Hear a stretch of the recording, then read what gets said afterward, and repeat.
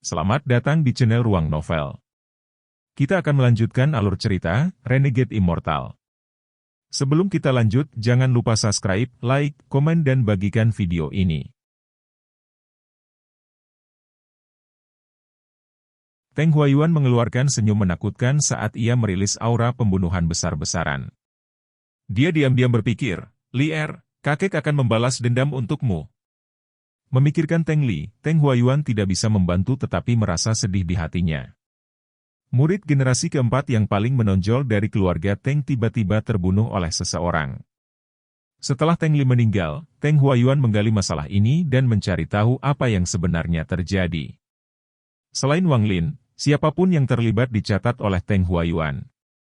Kultivator lainnya menghela nafas dan berkata, rekan kultivator Teng, menurut perhitungan saya, bahwa orang itu berada di lembah Jueming. Mengapa Anda ingin menemukan keluarganya? Lupakan ini. Semua hutang memiliki penagih. Jika tersiar kabar bahwa Anda mengeluarkan kemarahan Anda pada manusia, itu tidak akan terlihat baik. Wajah Teng Huayuan tenggelam saat dia menatap kultivator lainnya tanpa sepatah kata pun. Kultivator tersenyum pahit saat dia menggelengkan kepalanya. Dia memegang cermin perunggu dan membentuk segel dengan tangan kanannya. Cermin perunggu segera melayang ke udara dan mulai berkeliaran, seolah sedang mencari sesuatu. Namun, setelah terbang bolak-balik untuk waktu yang lama, itu tidak dapat menemukan arah. Kultivator mengerutkan kening. Dia tahu ini terjadi karena terlalu sedikit petunjuk. Dia menunjuk ke cermin dan itu terbang kembali ke tangannya. Kultivator menggigit jarinya dan dengan cepat menggambar simbol dengan darahnya sendiri di cermin. Dia membuang cermin itu lagi. Kali ini, ia tumbuh beberapa kali ukuran aslinya. Cermin itu sangat jelas dan ada riak di permukaannya. Cermin miring dan menghadap Teng Huayuan. Kultivator berkata, dengan ekspresi serius, jangan kaget, rekan kultivator Teng. Cermin saya perlu menyerap aura kutukan di antara kalian berdua. Jejak gas hitam keluar dari dahi Teng Huayuan dan pergi ke cermin. Riak-riak di cermin meningkat sampai gambar sebuah rumah besar tercetak di atasnya. Mata Teng Huayuan dipenuhi dengan niat membunuh. Setelah selesai melihat, dia berbalik untuk melihat kultivator lainnya. Kultivator ragu-ragu dan mendesah.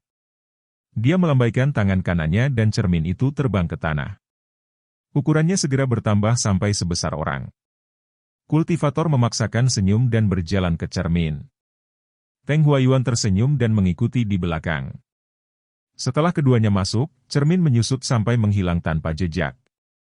Ada sebuah kota kecil 100 km dari tempat itu. Keluarga Wang dapat dianggap sebagai keluarga besar di bagian ini. Dikatakan bahwa keluarga Wang memiliki generasi muda yang telah bergabung dengan sekte kultivasi. Berita seperti ini menyebar dengan cepat di daerah-daerah kecil ini. Keluarga Wang dimulai sebagai keluarga tukang kayu dengan berbagai toko di kota-kota. Dari mata orang luar, keluarga Wang adalah keluarga terbesar di daerah itu. Di seluruh kota, bangunan paling mewah pastilah rumah utama keluarga Wang. Pada hari ini, matahari di langit seperti tungku raksasa yang memanggang bumi. Seorang penjaga keluarga Wang bersandar pada pilar, mengipasi dirinya untuk menyingkirkan panas. Jubah kapasnya sudah direndam di bagian dada dan belakang. Cuaca sial ini sangat panas. Bagaimana kita bisa hidup dalam ini? Penjaga membuka jubahnya dan mengipasi lebih keras. Pada saat itu, pintu bangunan samping terbuka dan seorang gadis pelayan keluar dengan mangkuk. Dia berjalan melalui rumah tangga utama sampai dia tiba di pintu. Dia tertawa dan berkata, saudaraku, minumlah sup rem asam ini untuk meredakan panasnya. Penjaga itu berbalik dan melihat gadis itu. Dia tiba-tiba tersenyum dan menerima mangkuk itu. Dia minum semuanya sekaligus. Dia segera merasakan sensasi dingin di tubuhnya dan menghela nafas. Para master benar-benar tahu cara menikmati diri mereka sendiri. Sup rem asam dingin ini benar-benar nikmat. Adik perempuan, ketika kamu keluar, kamu tidak membiarkan Tuan Muda melihatmu, kan? Gadis itu mengambil kipas dan membantu mengipasi penjaga saat dia tersenyum dan berkata, saudaraku, kamu bisa tenang. Tuan Muda tidak melihat saya. Saya menggunakan saat ketika dia tidak ingin keluar. Selain itu, Tuan Muda Hao adalah orang yang sangat baik, jadi bahkan jika dia melihatku, tidak akan ada masalah. Penjaga itu menikmati adik perempuannya mengipasi dia. Dia mengangguk dan berkata, itu benar. Tuan Muda Hao adalah abadi, bagaimana mungkin dia terganggu dengan kita? Adik perempuan, Anda harus pamer lebih banyak. Jika Anda menarik perhatian Tuan Muda Hao dan menjadi selirnya, maka saudaramu di sini akan lebih mudah. Beri aku pekerjaan sebagai staf rumah dan aku akan senang. Pipi gadis itu menjadi merah ketika dia memutar matanya ke arah kakaknya dan berkata, saudaraku, kamu sudah bekerja untuk keluarga Wang lebih lama daripada aku.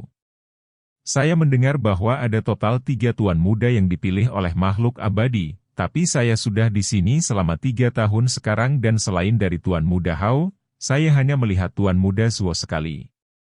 Di mana orang ketiga? Penjaga itu dengan bangga mengatakan, ini saya tahu. Tuan muda ketiga itu bernama Wang Lin. Dia tidak bisa dibandingkan dengan Tuan Muda Hao dan mereka. Saya mendengar bahwa dia adalah. Ketika dia berbicara, dia tiba-tiba menutup mulutnya dan menatap langit. Dia melihat cahaya berwarna pelangi dengan cepat terbang ke arah mereka dan mendarat di tanah dalam sekejap mata, menunjukkan pemuda berwarna hitam. Kulit pemuda ini sehalus giok dan wajahnya sangat tampan. Dia memiliki pedang di punggungnya. Tetapi jika seseorang melihat dari dekat, mereka akan melihat bahwa ini bukan lagi masa muda. Ada garis di dekat sudut matanya. Kesombongan dari masa mudanya sudah tidak ada lagi. Sebaliknya, ada rasa usia. Muda, Tuan Muda Zuo. Penjaga itu tergagap dan dengan cepat membungkuk. Gadis itu kaget dengan cara tuan muda itu mendarat. Dia dengan cepat menyembunyikan dirinya di belakang kakaknya. Orang ini adalah Wang Zuo. Dia mengerutkan kening saat melihat penjaga itu dan berkata, namamu Wang Tao, benar? Penjaga itu tidak berpikir bahwa Wang Zuo akan mengingat namanya. Rohnya segera bangkit. Dia menjawab, Tuan, saya Wang Tao. Wang Zuo ragu-ragu sebentar dan perlahan berkata, Wang Tao, siapa yang memberitahumu tentang Wang Lin? Apa yang mereka katakan? Hati Wang Tao bergetar ketika dia berkata, itu adalah pembantu rumah tangga yang mengatakannya. Mereka berkata bahwa dia terlalu malu untuk pulang ke rumah dan bahwa dia adalah sepotong sampah yang mencoba untuk bertarung denganmu demi hak untuk menjadi abadi. Wang Zuo merenung dalam diam. Setelah waktu yang lama, dia menghela nafas. Dia bergumam pada dirinya sendiri serta Wang Tao. Sampah, dibandingkan dengan dia, aku takut aku sampah yang sebenarnya. Wang Tao kaget. Dia mendengar kata-kata Wang Zuo dan menjadi sangat bingung. Tepat pada saat itu, seorang pemuda berjalan keluar dari rumah. Pemuda ini sangat kuat dan tampan. Dia berdiri di sana, menatap Wang Zuo, dan dengan jelas berkata, Wang Zuo, sudah lama tidak bertemu. Wang Zuo tersenyum pahit dan berkata, Wang Hao, kita belum bertemu satu sama lain dalam 3 tahun. Anda telah banyak berubah. Wajah Wang Hao dipenuhi dengan melankolis. Mereka berdua terdiam. Penjaga Wang Tao dan adik perempuannya berdiri di samping, tidak berani bernafas. Dia tahu bahwa keduanya adalah para jenius dari keluarga Wang, jauh di atas mereka berdua. Wang Hao berbisik, ada berita tentang Wang Lin. Wang Zuo mengungkapkan ekspresi yang rumit dan berkata, setelah dia meninggalkan Heng Yu Sekte, tidak ada berita. Wang Hao menghela nafas dan bertanya, level kultivasi apa kamu sekarang? Dengan bakat Anda seharusnya menarik perhatian banyak orang tua di Xuan Dao Sekte. Wang Zuo dengan pahit berkata, sangat sulit untuk ditingkatkan. Saya berada di lapisan ke-11 kondensasi Qi dan itu hanya karena saya berhasil memenangkan kompetisi tahun lalu karena keberuntungan dan diizinkan memasuki gunung belakang. Saya ingin tahu apa tingkat kultivasinya saat ini. Setidaknya dia harus berada di lapisan ke-15. Wang Hao merenung sejenak dan menertawakan dirinya sendiri. Aku hanya di lapisan ke-7. Ini baru beberapa tahun dan jurang sudah melebar. Wang Tao kaget. Meskipun dia tidak tahu apa itu Qi kondensasi atau pendirian yayasan, dari pembicaraan dua tuan muda, dia mengerti bahwa Wang Lin ini bukan sampah yang dibuat oleh pengurus rumah tangga. Pada saat itu, langit tiba-tiba gelap dan panas di udara tiba-tiba menghilang. Cermin besar diam-diam muncul di langit. Riak muncul di permukaan cermin ketika dua orang berjalan keluar. Salah satu dari mereka memiliki aura yang sangat abadi dan yang lainnya ditutupi oleh aura jahat. Tekanan besar turun dari langit. Ekspresi Wang Zuo dan Wang Hao sangat berubah. Mereka bahkan tidak berani bernafas. Wang Zuo dengan cepat menggenggam tangannya dan berkata, "Junior adalah Wang Zuo Xuan Dao Sekte." "Salam," keduanya senior. Abadi seperti peri terkejut dan bertanya, "Xuan Dao Sekte? Apakah Anda punya bukti?" Jantung Wang Zuo berdetak kencang. Dia memiliki perasaan bahwa sesuatu yang buruk akan terjadi ketika dia dengan cepat mengeluarkan batu giok identitasnya. Kultivator mengambil batu giok dan melihatnya. Lalu dia memandang Wang Hao dan bertanya, "Kamu juga?" Wang Hao pintar. Dia mengangguk tanpa ragu. Teng Huayuan mendengus saat dia melambaikan tangannya. Dengan dua poni, kepala penjaga dan adik perempuannya meledak. Darah disemprotkan kemana-mana. Dua awan gas kuning melayang dari tubuh. Teng Huayuan mengeluarkan bendera dan mengumpulkan dua awan gas. Tak lama setelah itu, dua wajah dipenuhi rasa sakit muncul di bendera. Itu adalah penjaga dan saudara perempuannya. Teng Huayuan dengan suram berkata, "Hari ini, tidak ada yang akan dibiarkan hidup." Dia melangkah melewati Wang Zuo dan Wang Hao ke rumah tangga utama. Adapun Wang Lin, dia dengan cepat bergerak melalui lembah Jueming. Di belakangnya ada dua pembudidaya laki-laki dan satu pembudidaya perempuan. Mereka dipenuhi dengan niat membunuh saat mereka mengejarnya. Saat dia berlari, jantungnya tiba-tiba terasa sakit, seakan ada pasak yang tersangkut di dalamnya. Rasa sakit ini bukan karena cedera, tetapi perasaan di hatinya. Rasa panik dan frustrasi yang tidak diketahui muncul di hatinya. Wang Lin belum pernah merasakan hal seperti ini sebelumnya. Ini adalah rasa sakit yang membuatnya ingin mencabut hatinya sendiri. Seolah-olah semua darah di tubuhnya langsung disedot keluar. Gelombang pusing menghantam kepalanya. Wang Lin menahan rasa sakit yang tak terduga ini saat dia dengan cepat berlari. Dia berbalik dan melihat bahwa ketiganya masih mengejarnya. Matanya menjadi dingin saat dia mengubah arahnya ke area pengumpulan mayat sekte. 4 sinar cahaya dengan cepat terbang melintasi lembah Jueming. Satu-satunya pikiran dalam pikiran Wang Hao dan Wang Zuo adalah kepanikan dan ketidakberdayaan. Mereka bahkan tidak berani bergerak ketika mereka menyaksikan Wang Tao dan saudara perempuannya mati di depan mereka. Kultivator seperti peri mengungkapkan ekspresi kompleks di wajahnya. Dia menghela nafas dan berbalik sehingga dia harus melihat mereka lagi. Teng Huayuan tersenyum saat berjalan ke rumah. Dia menutup tangannya. Ketika dia membukanya kembali, cincin cahaya ungu muncul, mencegah orang pergi. Kemudian dia mengambil langkah dan memasuki salah satu rumah samping. Disinilah para pelayan tinggal. Gelombang jeritan menyedihkan datang dari rumah dan aliran gas kuning dikumpulkan oleh bendera. 7 atau 8 wajah menyakitkan dari para pelayan keluarga Wang muncul di bendera. Teng Huayuan tidak berhenti saat ia berjalan ke rumah berikutnya dan lebih banyak teriakan mengikuti. Tubuh Wang Hao bergetar. Dia ingin menolak, tetapi tidak bisa mengatakan sepatah kata pun. Segera, semua pelayan keluarga Wang telah berubah menjadi hantu dan wajah Teng Huayuan sangat serius. Anggota keluarga Wang yang lain disiagakan oleh teriakan dan berusaha melarikan diri, tetapi karena ketakutan mereka menemukan cahaya ungu yang mencegah mereka pergi. Mereka hanya bisa mendengar aliran konstan jeritan menyedihkan yang datang dari luar. Ketakutan semacam ini menyebabkan seluruh keluarga Wang menjadi resah.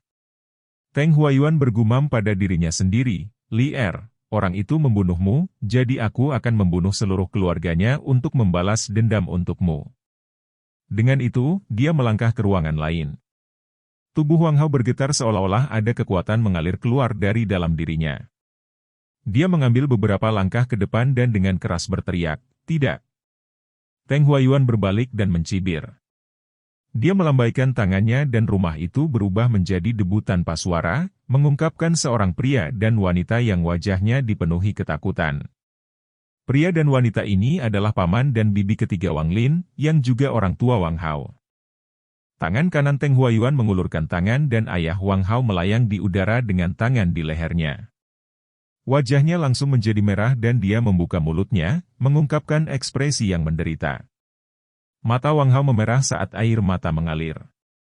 Dia meraung dan hampir kehabisan ketika Wang Zuo menahannya. Wang Zuo berbisik, "Wang Hao, jangan terburu-buru. Orang itu adalah seorang pembudidaya Naschen Soul." Teng Huayuan mencibir. Tangan kanannya tertutup. Dengan keras, kepala ayah Wang Hao berubah menjadi bubur. Tubuhnya jatuh ke tanah, kemudian jiwanya keluar dan dikumpulkan oleh bendera. Tidak. Suara Wang Hao berubah serak. Dia merasakan sakit di dadanya saat dia mengeluarkan darah. Dia melihat tubuh ayahnya dan bergumam, "Kenapa? Kenapa?" Teng Huayuan sekali lagi menangkap ibu Wang Hao, menghancurkan tengkoraknya, dan melemparkannya ke hadapan Wang Hao. Tubuh Wang Hao bergetar saat dia batuk lebih banyak darah dan akhirnya pingsan. Dia memegang tubuh ibunya. Air mata mengalir dari matanya ketika dia berteriak, "Kenapa?" Ekspresi Teng Huayuan menjadi gelap. Dia melambaikan tangannya dan di bawah cahaya ungu yang bersinar, semua rumah berubah menjadi debu. Ada sekitar 40 orang di tanah. Mereka semua adalah anggota keluarga Wang. Para wanita mulai menangis. Mereka semua dipenuhi ketakutan. Selain dari orang-orang yang masih hidup, hanya ada mayat tanpa kepala. Teng Huayuan tersenyum saat dia meraih seseorang. Orang ini adalah paman ketiga ayah Wang Lin. Dia saat ini adalah anggota paling senior dari keluarga Wang. Dikelilingi oleh jeritan, jiwanya diambil oleh Teng Huayuan dan dia meninggal. Wang Hao menatap adegan itu dengan tercengang. Dia bahkan tidak menyadari bahwa tangan yang digunakan Wang Zuo untuk menjebaknya sudah mengukir tanda darah di tubuhnya. Wang Zuo tidak berani melihat orang tuanya di antara kerumunan. Dia menurunkan matanya yang merah. Paman keempat Wang Lin sudah lama tinggal di hutan belantara, jadi dia jauh lebih berani daripada kebanyakan orang. Dia tersenyum masam dan sepertinya memikirkan semuanya. Istrinya meninggal setahun yang lalu dan putranya sudah dikirim ke sekte seni bela diri, jadi dia sudah pergi. Dia bertanya, dengan suara keras. "Abadi, apa yang telah dilakukan keluarga Wang saya untuk menyinggung Anda? Saya tahu kita manusia seperti semut di mata Anda, tetapi bahkan semut pun berhak tahu apa penyebab semua ini." Kultivator seperti peri mengeluarkan suara terkejut saat dia memeriksa pria ini. "Kenapa?" Teng Huayuan menunjuk beberapa kali dan beberapa orang lagi meninggal. Darah menyembur kemana-mana dari tubuh mereka yang berantakan dan berantakan. "Seseorang dari keluarga Wang Anda berani membunuh cicit-cicit saya, jadi saya memutuskan untuk membunuh seluruh keluarganya." Wang Hao berjuang bebas dari Wang Zuo dan hendak menyerbu ke depan ketika Wang Zuo menindasnya lagi. Wajah Wang Zuo dipenuhi dengan air mata ketika dia berbisik, "Wang Hao, tidak peduli bagaimana itu sebelumnya, kita harus hidup. Hanya dengan hidup kita bisa membalas dendam."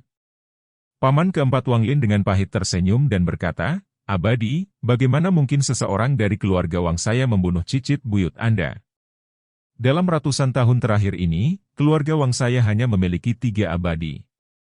Dia tiba-tiba berhenti seolah-olah dia menyadari sesuatu.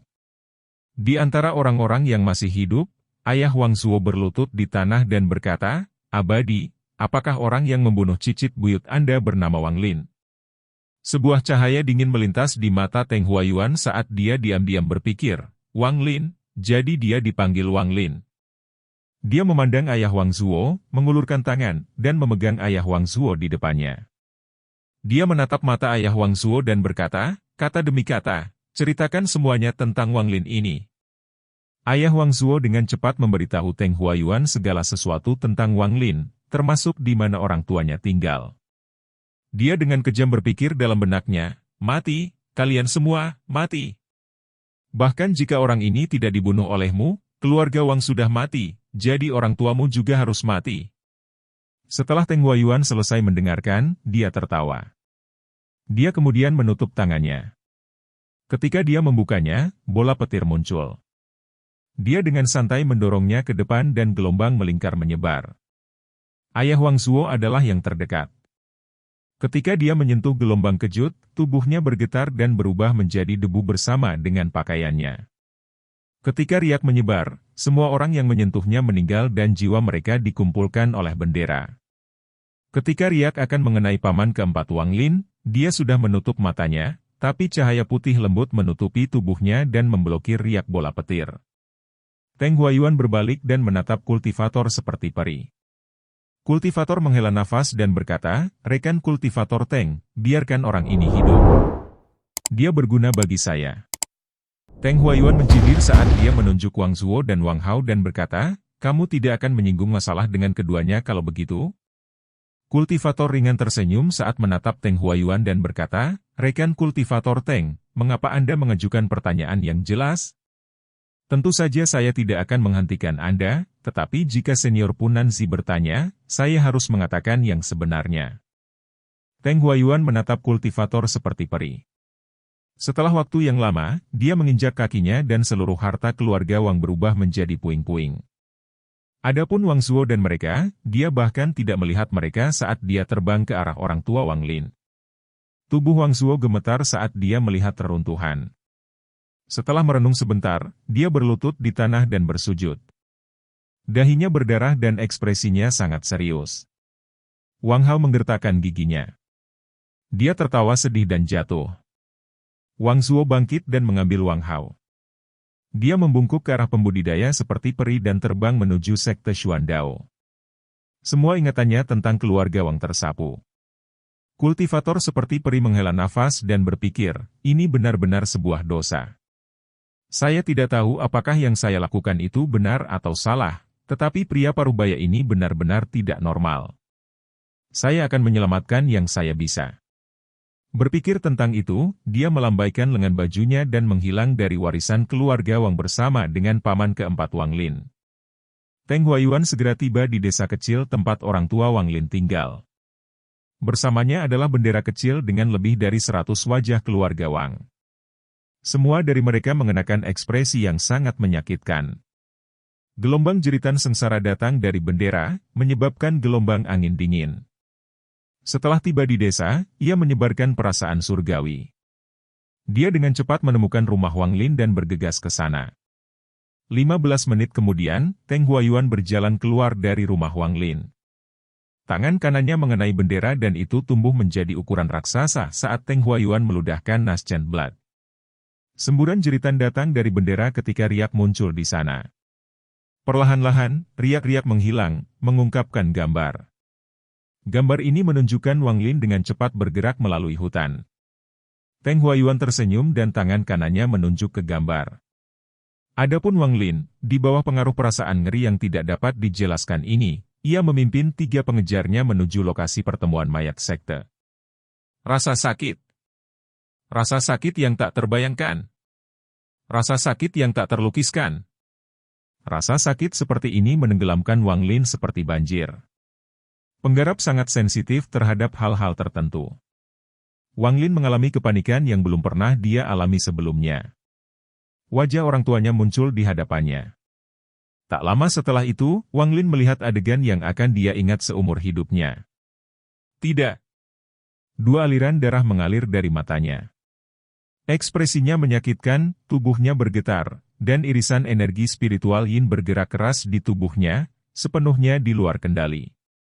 Setiap tanaman dalam radius 10 meter darinya membeku. Aura beku ini terus tumbuh lebih kuat.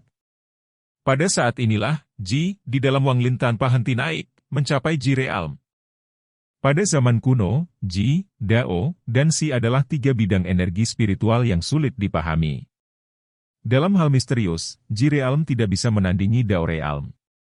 Dalam hal ketidakpastian, Realm Ji tidak bisa menandingi Realm Si, tetapi jika pernah ada pembudidaya Ji Realm di zaman kuno, itu adalah bencana.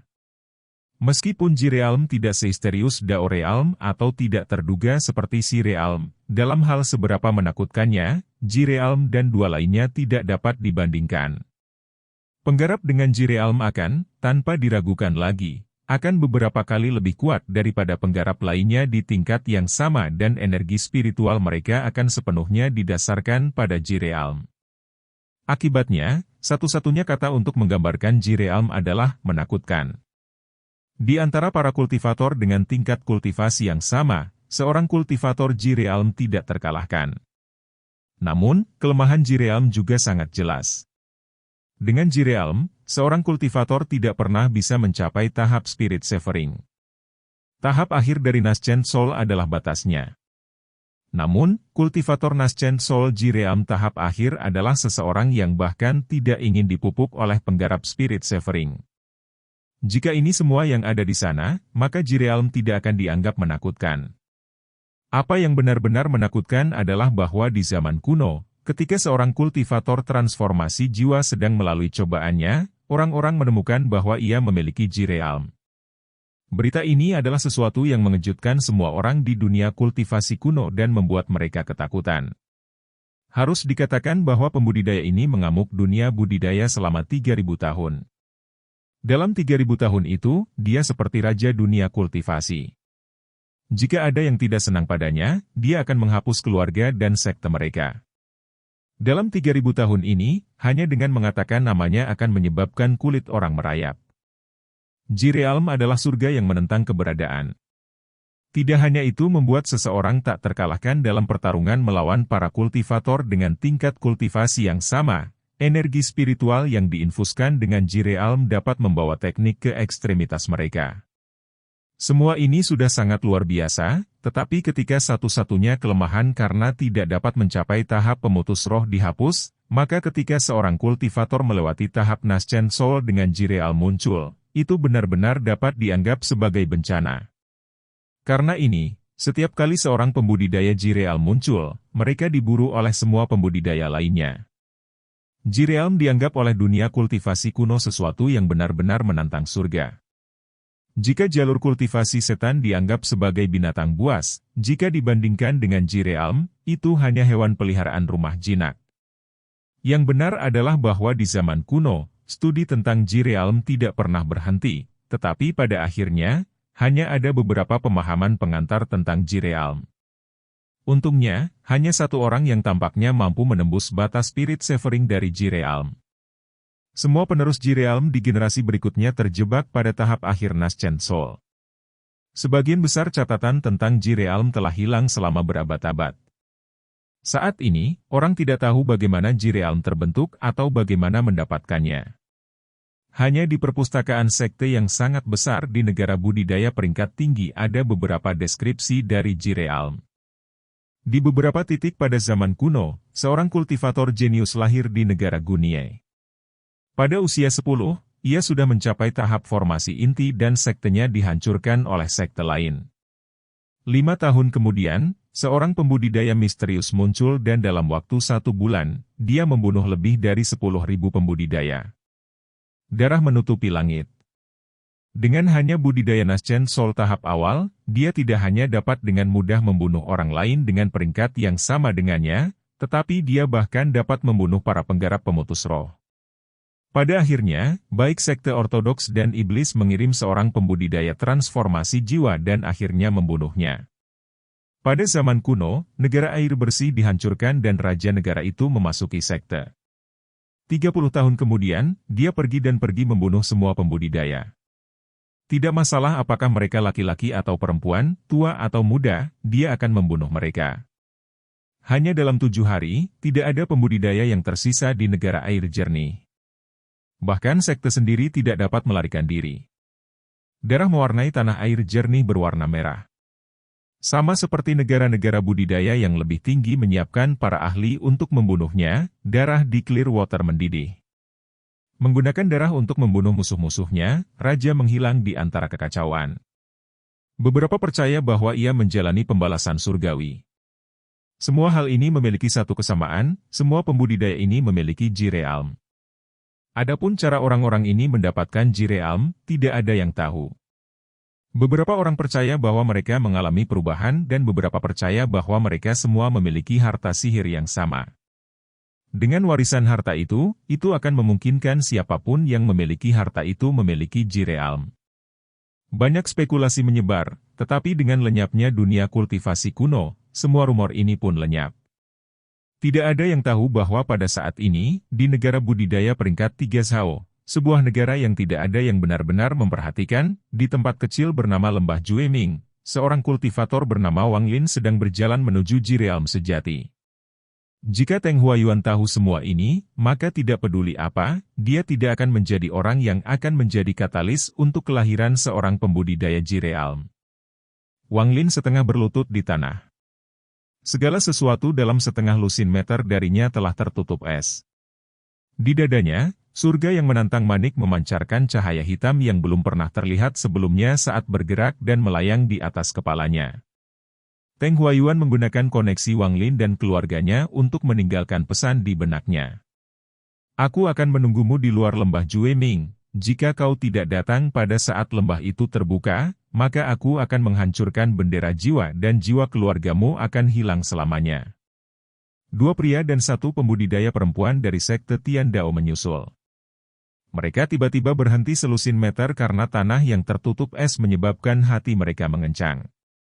Pemuda di tengah es itu sangat menakutkan. Aura destruktif yang dia berikan bahkan membuat kulit panggung Foundation Establishment murid merangkak. Setelah ragu-ragu sebentar, kultivator Yayasan Pendirian Tahap Tengah membuat keputusan. Dia melambaikan tangannya dan berkata, "Mundur."